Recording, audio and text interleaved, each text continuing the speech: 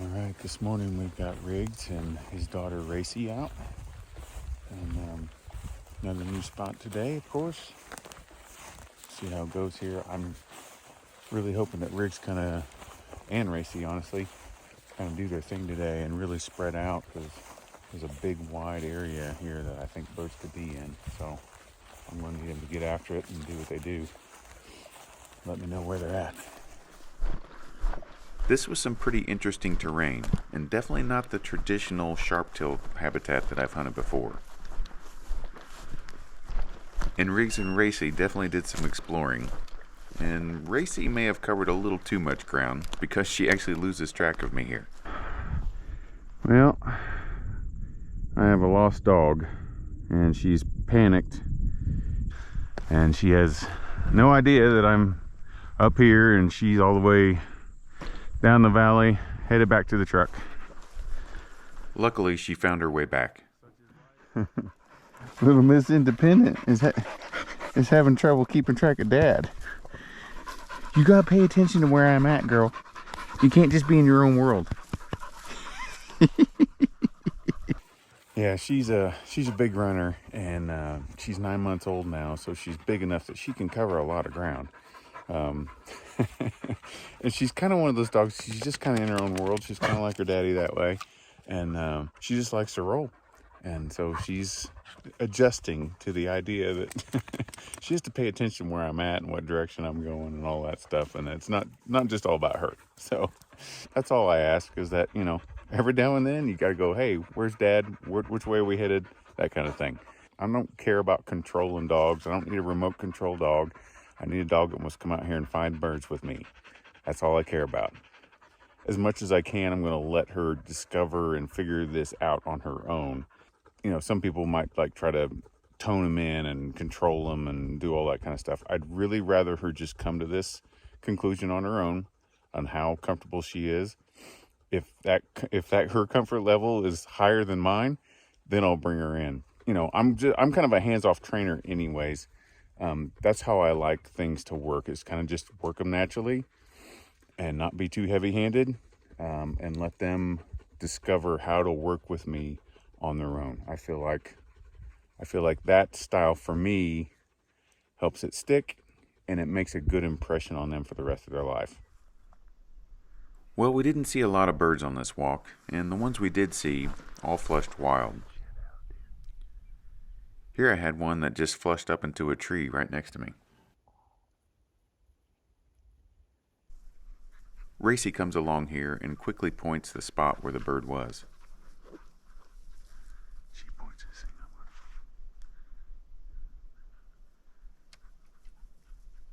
If she had held that point, I might be faced with a tough decision.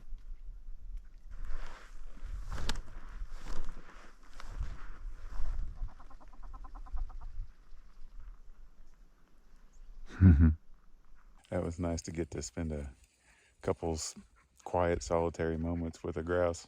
That's pretty neat. And that just goes to show you, birds are a product of their habitat. The same birds can act different in different habitats. I don't normally find, sharptails around trees, but quite clearly they're very willing to use them right here. I've found that with other species too. We have bobwhite quail per se. In northern Kansas, they hold so tight they don't run at all. It's running is almost unheard of. But then you find bobwhites in Texas or Oklahoma or down south in the thin cover of the desert, and they will run like the same as any scaled quail or anything else. So it's just kind of interesting to see how the same birds can act differently depending on their habitat. I mean, it makes sense, but it's still pretty cool to see it and to experience it. Here, Racy has her first encounter with a more hazardous species. Ah, shit! Porky. No, Racy! You can see the damn thing from here. Luckily, no harm came to either of them. I looked out there. She didn't get any quills.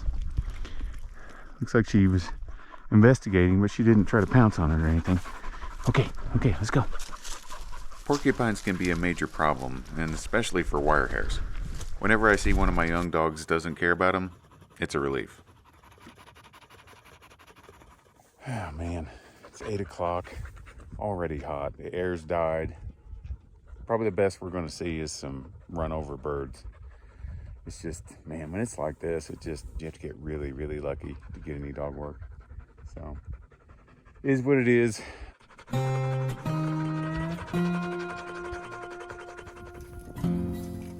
With the heat coming on, I decided to call it a day.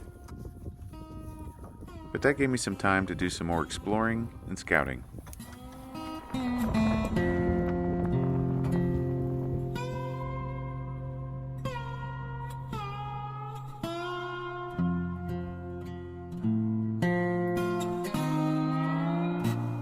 Alright, we've got a beautiful morning here. It's not going to get quite as hot today. We might get to 80, but maybe more like high 70s. So even though that's quite warm, it's still better than what we've been dealing with. We've been dealing with mid to high 80s. So yeah, fingers crossed today we'll get to be a little bit more of a full day's hunt. We start getting into birds pretty quickly in this spot, but our first couple encounters are a couple of accidental bumps and a couple of wild flushes. Here, Racy starts us off by locking down a single.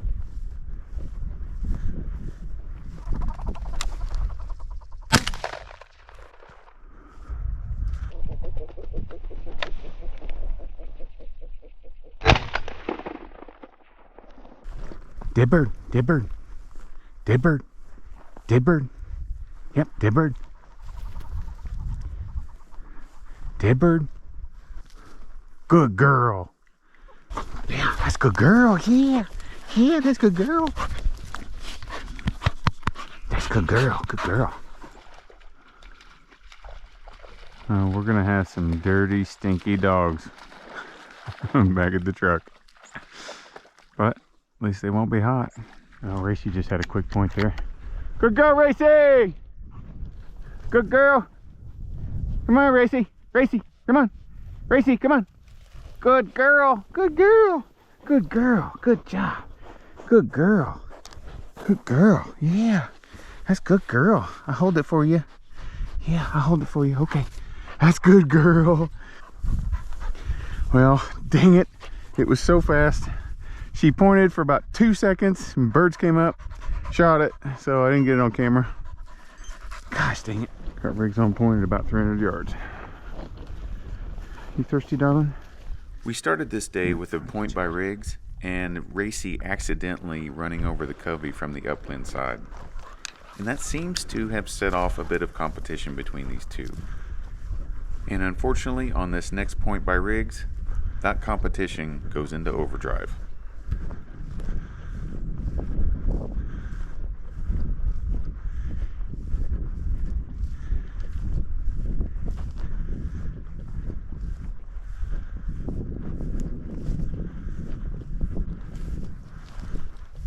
It's not real easy to see, but they basically end up competing over these birds and just completely blowing up the covey.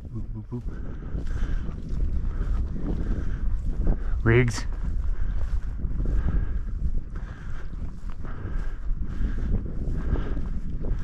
You. It's definitely time to separate these two. It seems like that time always comes, and it was it was yesterday evidently. They're just getting competitive, busting birds, typical stuff. But yeah, I'm one day too late on getting them separated, and it's not Riggs, obviously. It's Racy, the pup. You know, she's backing and then she's going in. Anyways, I need to separate them. Unfortunately, I was trying to cram, as many runs for them as I could in this last couple days, and it's kind of backfired.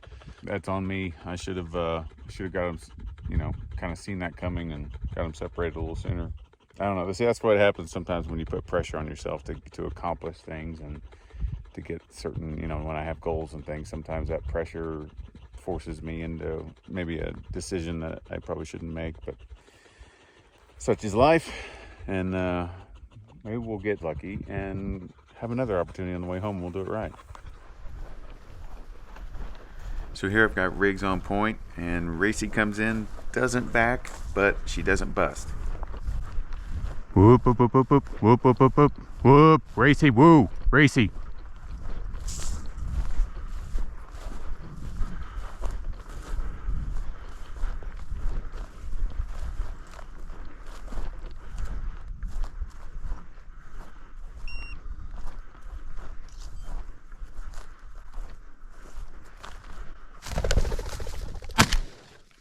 Yes!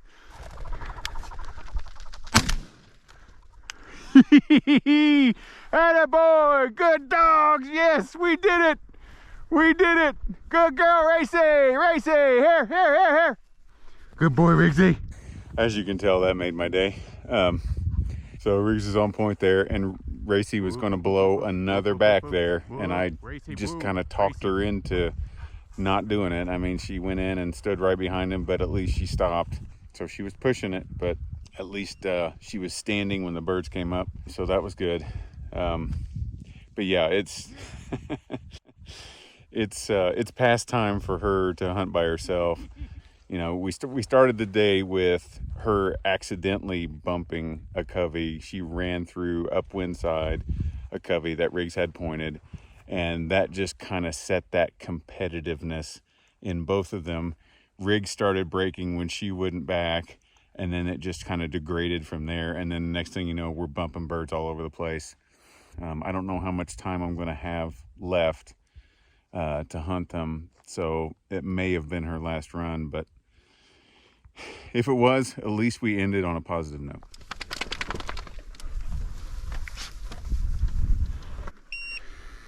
And that was a pretty big hunt for Sharptails. I did 6.75 miles. Riggs did almost 24. Racy did almost 22. And it was a 4-hour hunt. Would you like to see more content like this?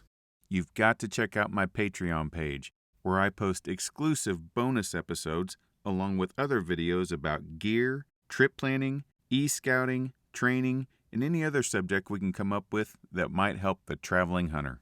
Get access to all that extra content at patreon.com/Eric Forrester. Well, another beautiful morning, and we had an eventful little drive over here. We saw a bunch of pronghorn and probably 3 coveys of Sharptails. Hopefully that's a good sign for us. This is our last morning to hunt, and I've definitely decided to keep puppies separate from the big dogs. I think it's time for that, especially for Racy. So this morning we're going to put Riggs out there and see if we can't have one last good hunt before we head out. Slight chance of rain today. So I'll take a jacket with me.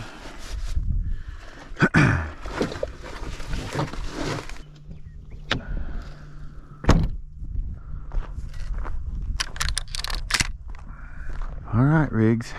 No more puppies bugging you. Got to do it right today. After about 20 minutes, Riggs gets our first find. He relocates a couple times, and then settles in right at the crest of this dam.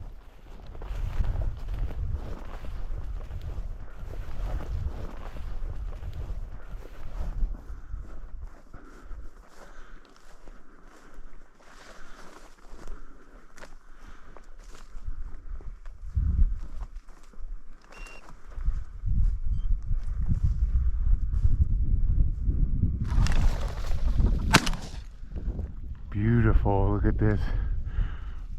Oh, good boy, Riggs. Come here, bud.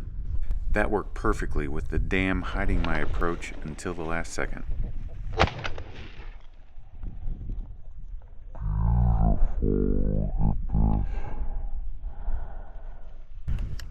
Absolutely beautiful, my man. Well done. Good boy. Good boy. All right, now we got him on point about 1:30.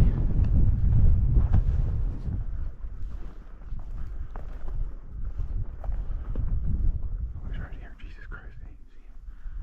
Oh my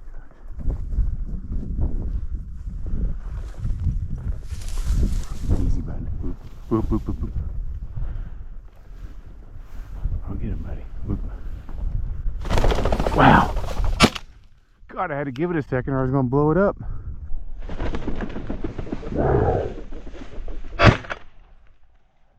Attaboy, buddy. Good boy, buddy. Good boy. Good dog.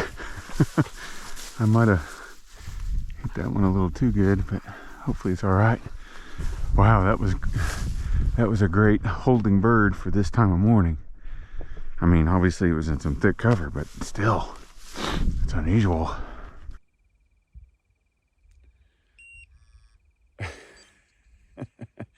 That's what I was waiting on. Okay, I had just stopped here in this thick cover because I figured there could be more in here. I just need to let Riggs work it out because he geared down and he was working close and stuff, and so he wasn't far away, and I didn't want to come up here and bump something that he could potentially point for me. So, all right, he's just 100 yards away, so we'll go see what he's got. He's on this bank right here, pointing up the slope. I'm going to try to come in from this way. Hopefully, I won't spook anything.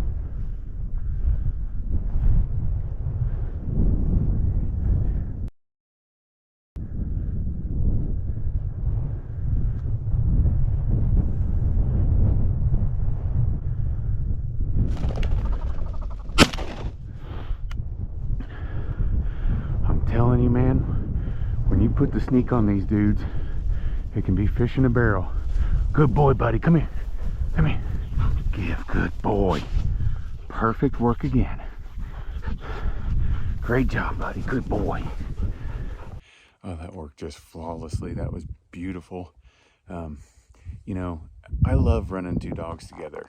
I love the interaction and watching them work together as they get better and better. And when they work together beautifully, it's like a symphony. It's wonderful. But I got to tell you, in most situations, I think the deadliest combination is one guy and one dog.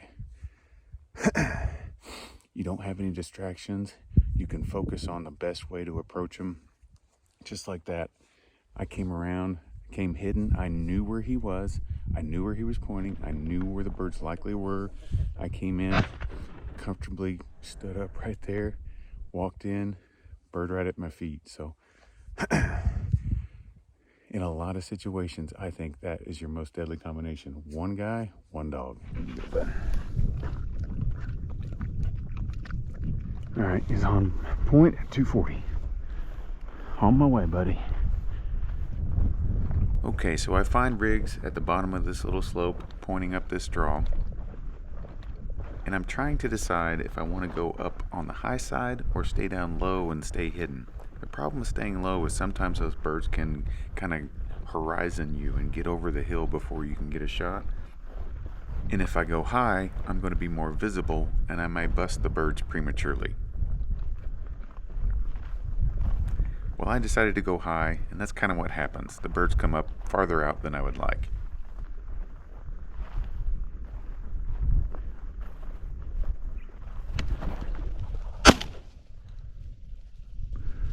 Go down, bird. No way. It's right there. I gotta watch it. It's going down, going down, going down, and down right in those snowberries right there. Good boy, buddy. Come on. Let's go get him. So we make our way up to that snowberry patch where I saw the bird go down, and Riggs finds it quickly. There it is. There it is. Good boy, buddy. There it is. Good boy. That's the cherry on our Sunday right there, big man. Good boy.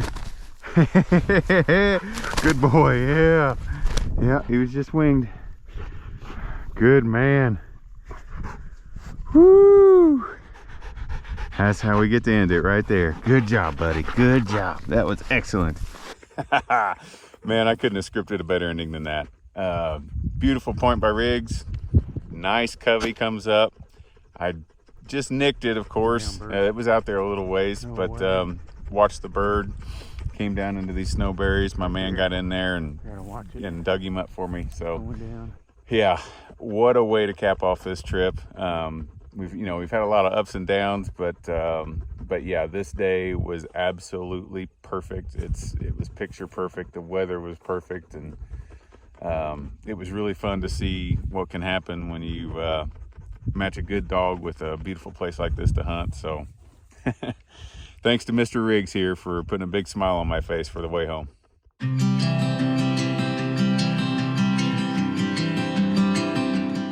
I've been making early season trips to Montana for a few years now. And over the last couple, it started to feel a little bit routine. And whenever I get that feeling, I inevitably get a bit of an itch to try something new. And when this year's trip started off with some tough days and a few struggles, it gave me just the excuse I needed to go exploring. And that exploring has led me to find some of my new favorite places.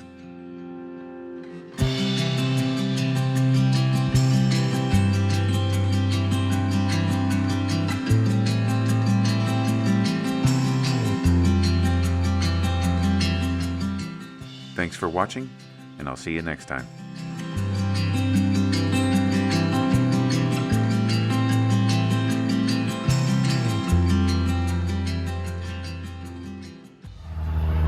You know, most of the time I'm on a beautiful piece of BLM or state ground or maybe national forest, but sometimes I'm just in the Walmart parking lot. Just to give you a quick tour of the place, right now I'm standing in the kitchen. Right here, you can see my stove, my refrigerator, my pantry. And when I'm sitting right here, I'm in my dining room. There's my dining room table behind my bathroom. And then when I'm laying right there, I'm in the bedroom. My closet right there, which my closet sometimes moves to the driver's seat. It's very functional. So as you can see, the life of a YouTuber is just as glamorous as you might imagine.